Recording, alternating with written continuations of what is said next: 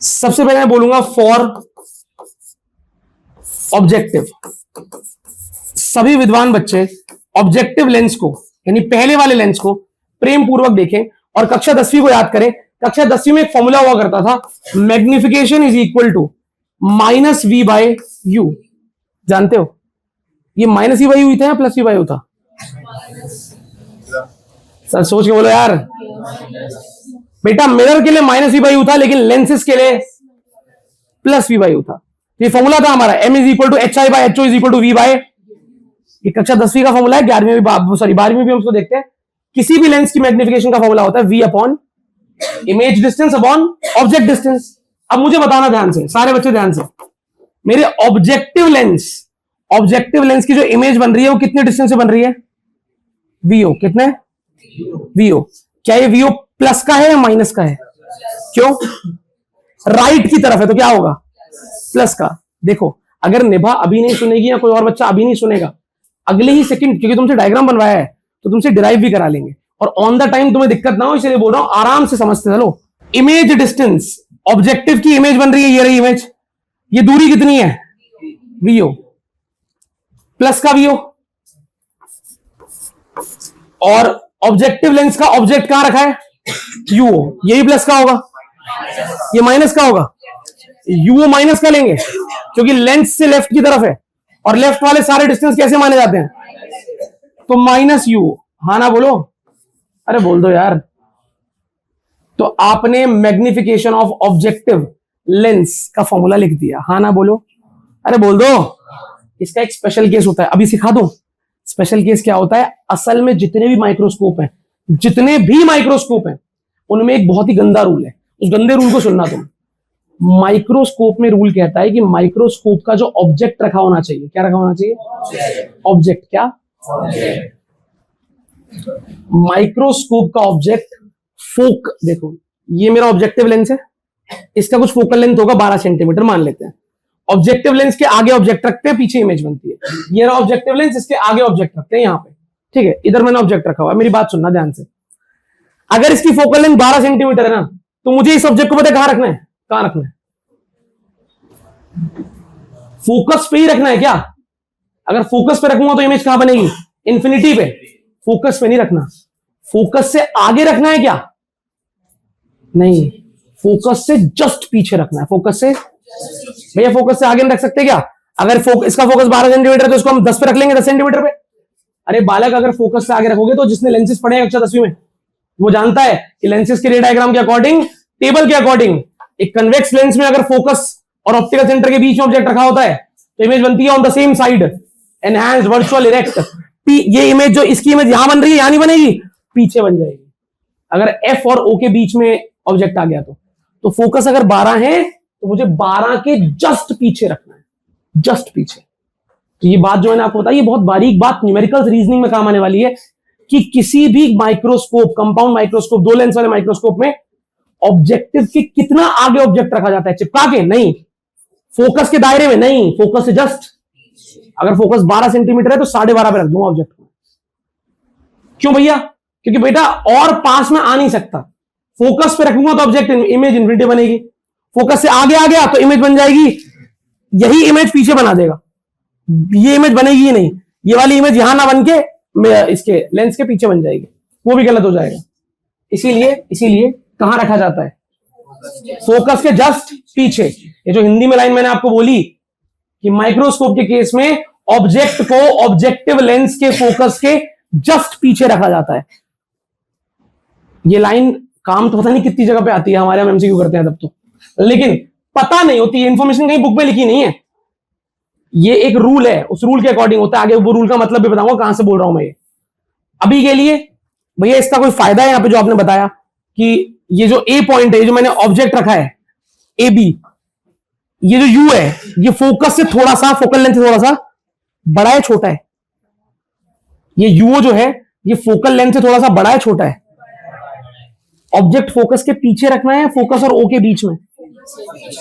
Optical centre और focus के बीच में रखा है ऑब्जेक्ट या ऑप्टिकल सेंटर और फोकस के पीछे? बोलो।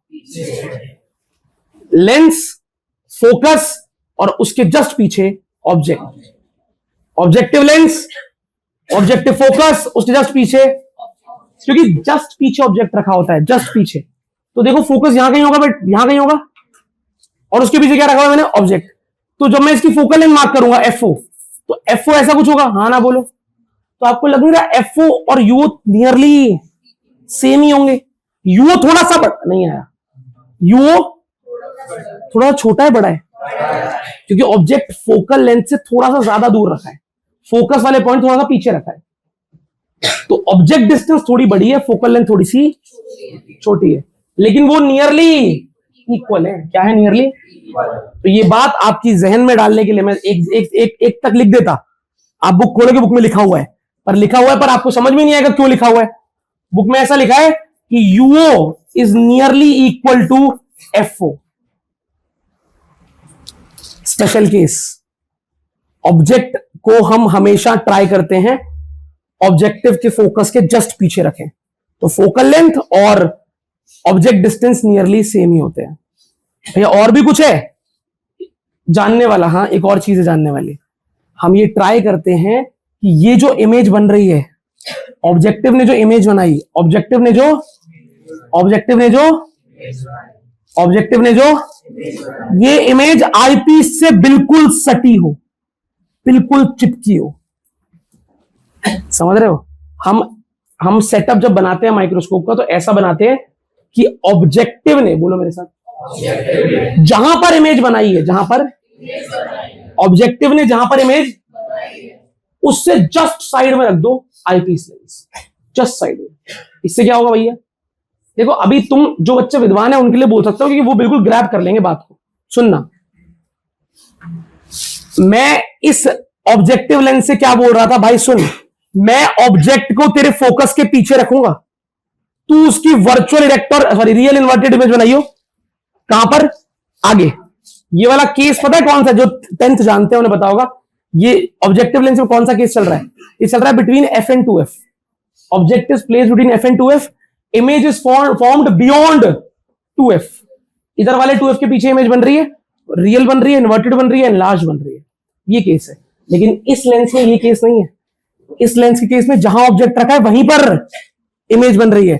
ये F और O के बीच वाला केस है। यानी कि आपको ये बात बहुत आराम से, अब तक जो नहीं सुन पाए, जो मैंने बोला नहीं समझना, अब वाला लाइन सुन लेना, वो याद भी करनी है अपने को। ये इमेज, इस वाले लेंस की इमेज इसके ऑप्टिकल सेंटर और फोकस के बीच में बननी चाहिए। आईपीस के ऑप्टिकल सेंटर और आईपीस के फोकस के बीच में, तभी O और F के वाला केस आएगा, और ये वाला इसकी फाइनल इमेज इधर ही तरफ बनाएगा, वरना उस तरफ बन जाएगी इमेज। तो अभी मैंने बहुत सारी बातें बोल दी। संक्षेप में जो स्टार्टिंग लाइन बोली थी वो ये थी कि हम पूरा ट्राई करते हैं कि ऑब्जेक्टिव लेंस अपनी इमेज आईपीस लेंस से सटाकर बनाए। जहां पर ये इमेज बनती है, इसके बिल्कुल बगल में चिपका के रख देते हैं आईपीस लेंस, बिल्कुल पास लाकर। ऐसा ही करते हैं। माइक्रोस्कोप को इफेक्टिव बनाना है, ऐसा हमें करना पड़ेगा, वरना माइक्रोस्कोप की तरह काम ही नहीं करेगा। दोबारा 2 चीजें बताई मैंने। ऑब्जेक्टिव के ऑब्जेक्ट को कहां रखते हैं? फोकस के जस्ट, और ऑब्जेक्टिव की इमेज जहां बन रही होती है, आईपीस लेंस को उससे बिल्कुल सटा के रखते हैं।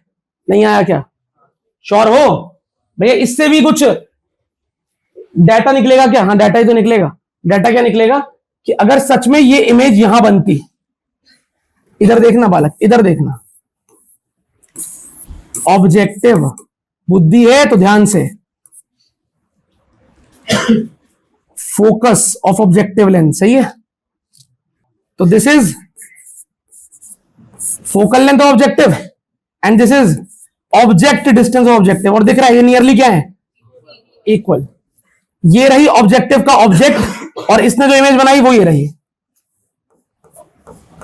सही है इमेज? बेकार तो नहीं लग रही इमेज? अरे बोलो।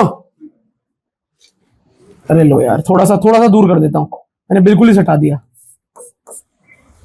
ऑब्जेक्टिव का ऑब्जेक्ट, ऑब्जेक्टिव की इमेज। अरे बोलो, क्या मैं यहां पर अगर VO लिख रहा हूं, आपत्ति तो नहीं है तुम्हें? VO क्यों लिखा मैंने VO क्यों लिखा?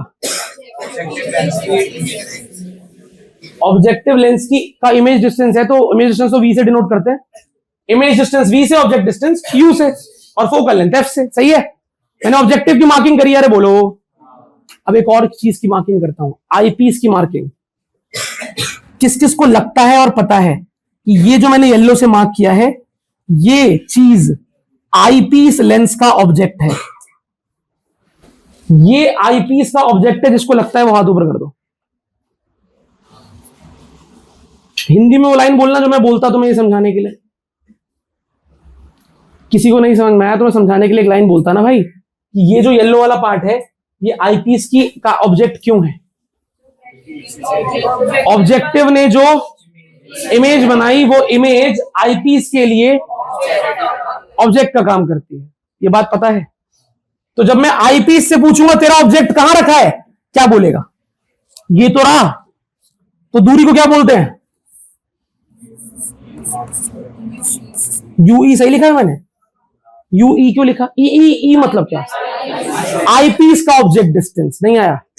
माइक्रोस्कोप की लंबाई इतनी ही नहीं होगी जितनी ऑब्जेक्टिव और आईपीस के बीच की दूरी होगी। पहले हाँ ना बोलना। यही तो होगी माइक्रोस्कोप की लंबाई। कहां से कहां तक? ऑब्जेक्टिव लेंस से शुरू करके आईपीस लेंस तक।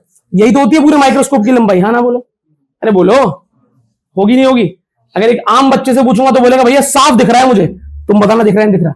Length of microscope is equal to mod of V O plus mod of Yui.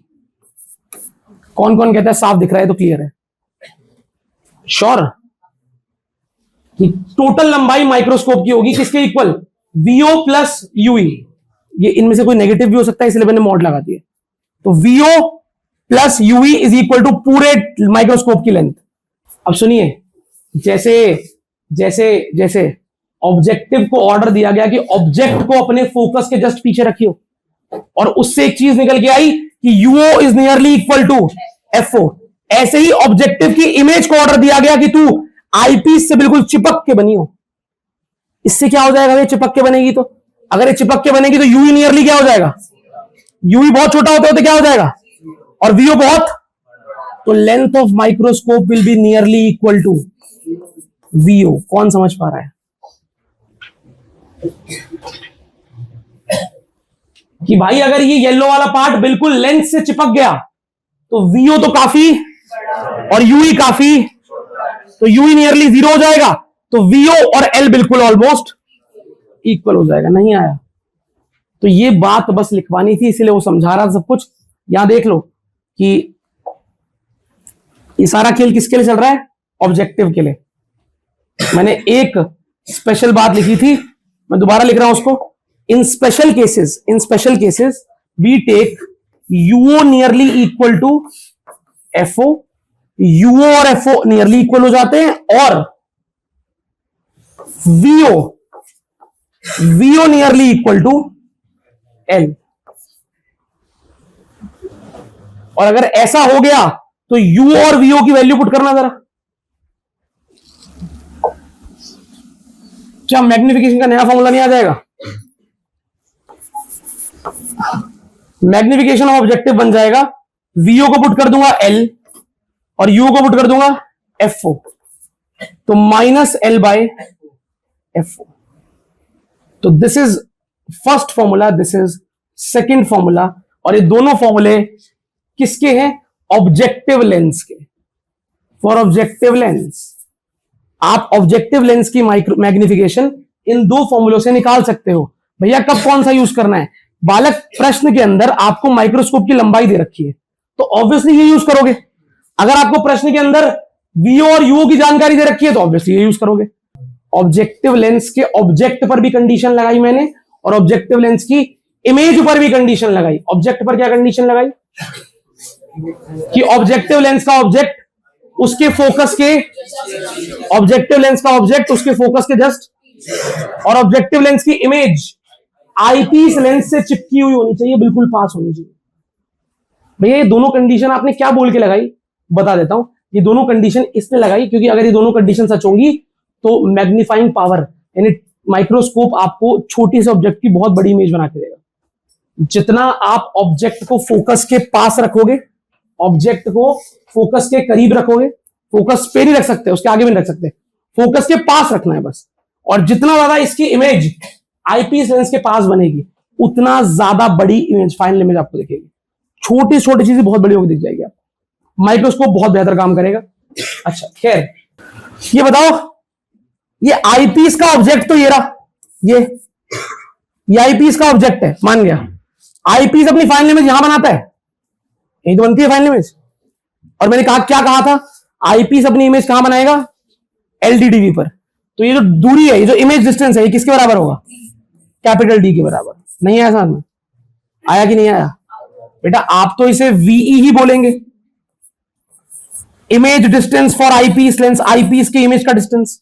पर मैं बता रहा हूं कि इमेज डिस्टेंस किसके बराबर होता है, कैपिटल डी के। हर न्यूमेरिकल में कैपिटल डी लेते हैं ऐसे, बहुत कम न्यूमेरिकल होते हैं जहां क्वेश्चन ने दिया होता है कि आईपीस ने फाइनल इमेज 17 सेंटीमीटर पे बनाई, तो वही मेरा वीई हो गया। ठीक है,